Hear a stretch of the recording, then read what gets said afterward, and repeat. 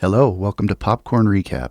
In this video, we're going to discuss a movie called The Platform. Just a fair warning, there will be spoilers ahead. Please take a moment to like this video and subscribe to our channel so you can be the first to be notified about our future content. To make a long story short, this film is about capitalism and the class system, how no one at the top is willing to sacrifice anything to the lesser fortunate. Goring wakes up in a cell marked 48.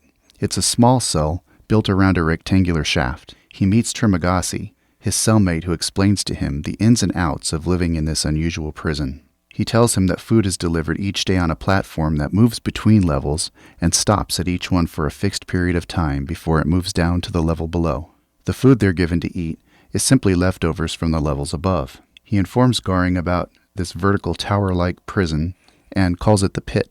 When Goring tries to get more information, Trimagasi resists and asks him to stay away from him. But Goring insists, and Trimagasi finally agrees to tell his name.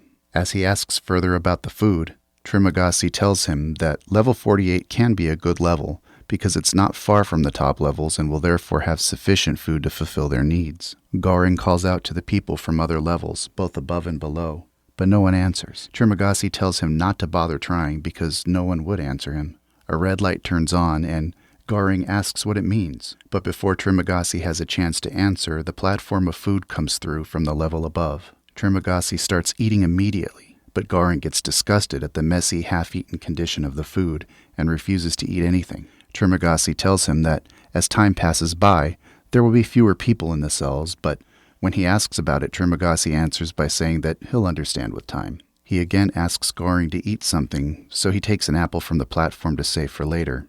As the platform begins to descend, Trimagasi spits on the uneaten food. Goring scolds him for doing so, but he answers by saying that the people on the upper levels have probably already done the same thing. As they talk, their cell starts to heat up rapidly. Upon his question about this, Trimagasi tells him that it's because he saved the apple, and that saving food for later is not allowed. He informs him that they can eat as much as they like, but the food cannot be saved. He tells him to throw the apple onto the platform, otherwise the heat will continue to increase until it kills them. A cutback shows Goring's interview before entering the cell. It reveals that, when told he could bring only one object into the cell with him, he opted to take a book. The woman conducting the interview informs him that once he's in the cell, he will be unable to leave until the said term has been completed. Goring tells Trimagasi that he came in voluntarily for 6 months in exchange for an accredited degree. Trimagasi questions this decision. Goring asks Trimagasi to tell him a little bit more about himself, but he refuses. The next day, Goring again refuses to eat and asks Trimagasi how he ended up in the prison. He tells Goring a story about a knife that he bought after seeing it on a TV commercial called the Samurai Max. Naturally, Goring begins to believe that Trimagasi used the knife to kill someone, but as the story unfolds, he learns that after he bought the knife, he saw another commercial about an upgraded version. He became upset that he spent his money on the inferior knife and ended up throwing his TV from the window, killing someone on the street below. Goring goes on to ask Trimagasi how many levels there are in total. Trimagasi says he doesn't know how many levels there are, but that the lowest he's been to was level 132. Goring asks him about the food that makes it to the lower levels, but he replies that there's nothing left by the time the platform reaches down that low. Goring asks him how he was able to survive a month at that level without food. Trimagasi gives a cryptic answer that, though there was no food, he was still able to eat. He didn't explain what or how. Goring decides to pass on a message to the other levels, pleading with them to ration the food, as that's the only way everyone could ever receive enough to eat. He tries this with the people both above and below his level, but nobody is willing to listen. This is analogous to capitalism and the 1%. The top levels care very little about those below them, right down to minimum wage workers, and even less for workers who are outsourced to other countries, often in sweatshops or using child labor. Goring picks up his book and begins reading. He asks Trimagasi what object he chose to bring, to which he shows him his knife. The next time the food platform arrives, Goring can no longer resist his hunger and starts eating. One day a person falls from one of the levels above, hitting the edge of the shaft and spraying Goring with blood. Trimagasi tells him it happens now and then when an inmate loses their senses. Shocked that nobody showed any reaction to the person's death, Goring shouts at the other inmates and asks them to do something, but nobody cares. Trimagasi asks him to read to him from the book. He then tells him about all the levels that he has been to. Goring asks about his previous cellmate and accuses him of killing his cellmate at the lowest level where there was no food. The platform arrives again, and this time sitting on the platform is a bloodied woman named Miharu. Goring asks Trimagasi about her, and he replies that every month Miharu rides on the platform in search of her child. Goring tries to talk to her, but she does not answer. Trimagasi tells him that Miharu kills her cellmate every month in the hopes of being reunited with her son the next month. He then proceeds to answer Goring's accusation of killing his cellmate and tells him that they did eat from a dead body, but one that came down with the platform which they saved for their survival. He says that, although they ate human flesh, they did not kill anyone. As they talk, the platform moves down to the next floor. The inmates from that level grab Miharu and attempt to assault her. She screams, and Goring is concerned, but Trimagasi tells him not to worry because they will only keep her for a couple of days. Goring shouts at them to leave her alone, but it is all in vain. He reads a chapter of his book, Don Quixote, to Trimagasi. As time continues to pass, they begin to bond and become friends. One night as they're preparing to sleep, Trimagasi tells him that it's their last night in this cell, and that when they wake up, they'll be on a different level. He asks Goring to pray that they wake up on a better level. He praises Goring for his kind heart, but suspects that he won't be able to survive in there. He talks a little bit about his departure from the cell, and expresses his thoughts about getting an accredited degree just like him. They both fall asleep while talking. The next morning when Goring wakes up, he finds himself tied to his bed. When he tries to set himself free, Trimagasi tells him that they are at level 171. He tells him that no food reaches this level, and that's why he tied him up. When he gets hungry, he may have to eat his cellmate. He says he has no plan of killing him, but instead would cut strips of his flesh and then care for his wound so he can survive until the end of the month. As they talk, they hear screams coming from nearby levels. Trimagasi tells him it's the people who just woke up and discovered they're at a lower level. The platform comes down and, just as he told him, there's nothing to eat. As Goring is still tied up, he tries to convince Trimagasi that if they try, they can survive on water alone. Trimagasi says he wouldn't survive on water alone because he's so old. Goring shouts at him but cannot do anything to free himself. With each passing day, Goring loses his strength. On the 8th day, Trimagasi can wait no longer and tells him it's time to eat him. He cuts a piece of flesh from Goring's leg, but before he can eat it, Miharu descends on the platform and attacks him. She sets Goring free and hands over the knife. As soon as Goring gets up, he kills Trimagasi with the knife. The next time he wakes up, Miharu is still there and offers him a piece from Trimagasi's flesh.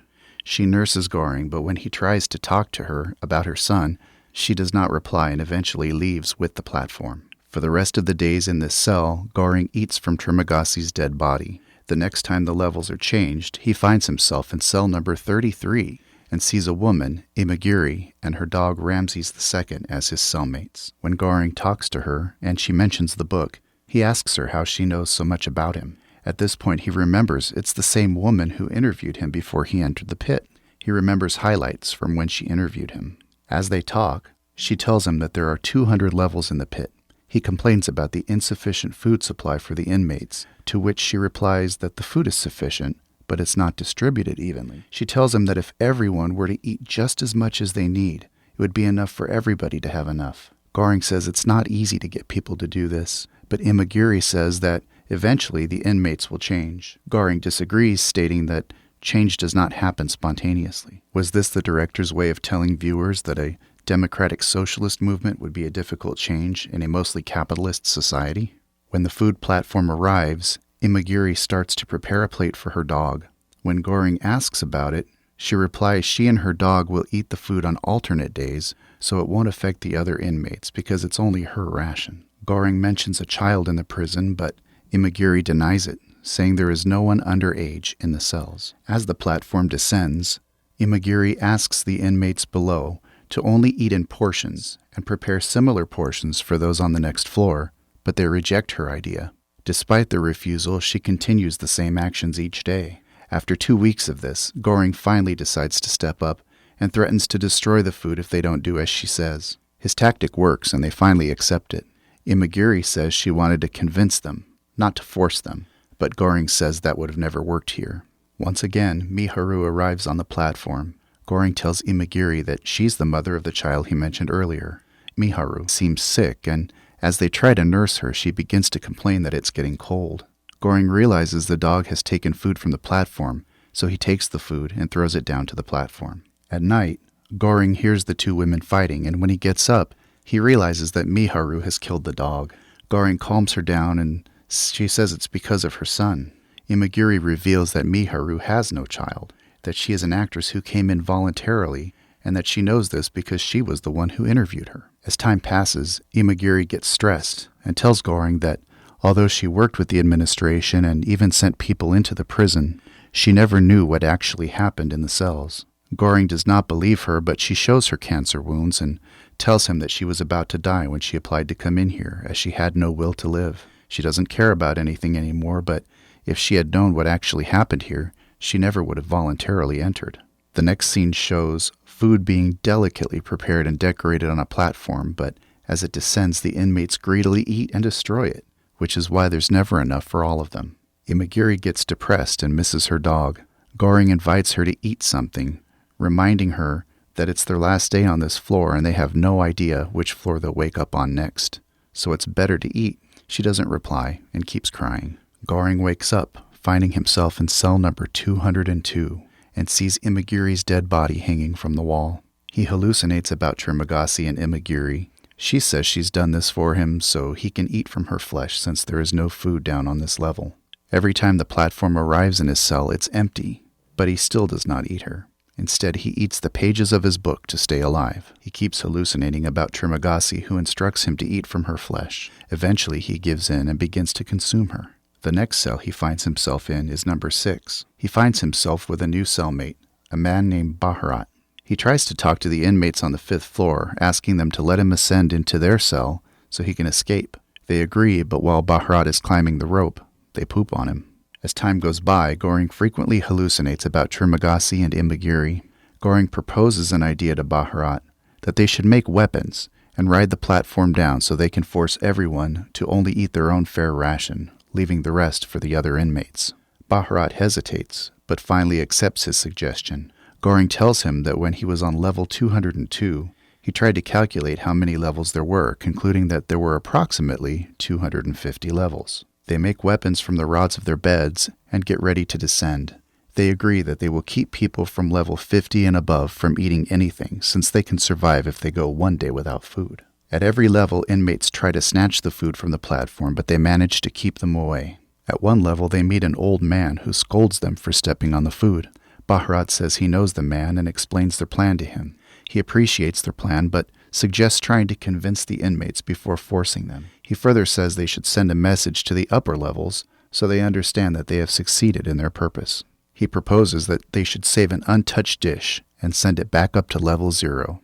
In this way, they will understand the message after seeing the food still intact. Upon his suggestion, they save a panna cotta and promise to guard it to send it back. Following his suggestion, they try to convince the inmates, but they don't listen without the use of force. They pass through different levels and see the inmates in unbearable conditions. Some of them are even dead.